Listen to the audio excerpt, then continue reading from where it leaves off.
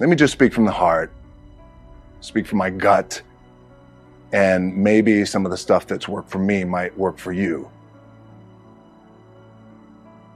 As you guys have your goals and ambitions, NBA championship, MVPs in this room, things like that, but then further on down the line, as you guys continue to live your life.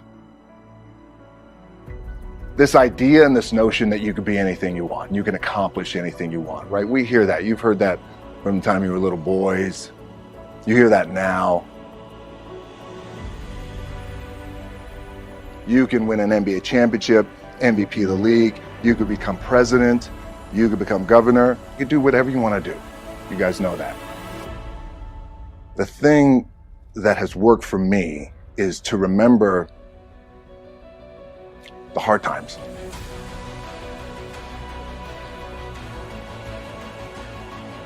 So, and I'm sure you guys all have your processes. And again, I'm going to tell you what's worked for me. So before a big movie comes out, a WrestleMania match, anything big that would happen, I would always take a moment.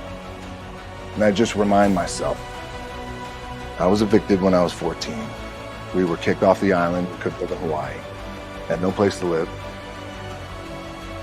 A lot of shit happened. Then when I moved to Nashville, I was arrested multiple times by the time I was 16 years old. Like, I remember that.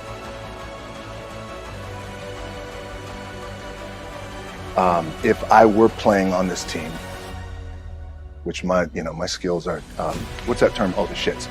So I would never play. But before I lace up, before I get on the court, before I play in these big games, before I go to the Staples Center, where history, those are historic walls there at the Staples Center.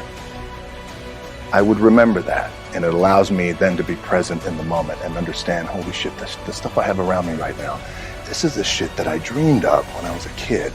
I am here. I played for University of Miami, played for great teams. Warren Sapp, Ray Lewis, they were my teammates. They were balling. Warren Sapp was playing tight end that time. I was starting defensive tackle. Yeah, they moved him over to D-line. And he looked at me, he's like, yo, dude, I'm gonna take your spot. I said, you ain't taking my fucking spot. He said, I'm gonna take your spot. I said, no, you ain't. We battled, and he took my spot. Now you can imagine how that fucked with me, because there goes my opportunity. He went in, switched to defensive tackle, lit the world on fire. It crushed me, it crushed my dreams. I had a piss poor senior year, zero production, no NFL, no combine invite, nothing. Finally went to the CFL, Calgary Stampeders, making $250 a week Canadian. Now I had to send that shit home. Had no money. So I remember that. I got cut from Canada. I had $7 in my pocket. And I always tell that story. So now my production company is $7, advertising agency is $7, everything is $7. So I always remember that. What helps me is to keep the hard times in the front of my mind, because it allows me to go into these big moments that I've worked my ass off, and you guys have worked your ass off. It allows me to go into these big moments with a different perspective. What it also does for me, and again, this is what works for me. Like, I keep my back, excuse my language, my back is up against this motherfucker.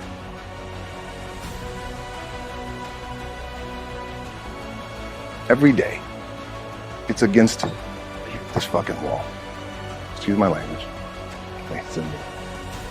But it's up against this motherfucker because it's what I believe in. And when my back is against this motherfucker, then there's nowhere to go.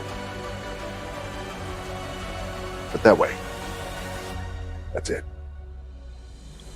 So I feel like this could be something, an ideology and mindset that could help you. Could, if you look at it that way. Because you made it already. We made it. We're successful boys, and we're lucky boys to be where we're at. Well, you guys made it. Everybody's rich in the room. Nobody's gonna get evicted anymore. Anything you got, there's no more money problems, right? You got a lot of hands out now. Can I get a little bit? Can I get a little bit? Right, that happens. But when you make it, for me, I need this. I need this. So every day, my back is up against this motherfucker. And this is how I operate.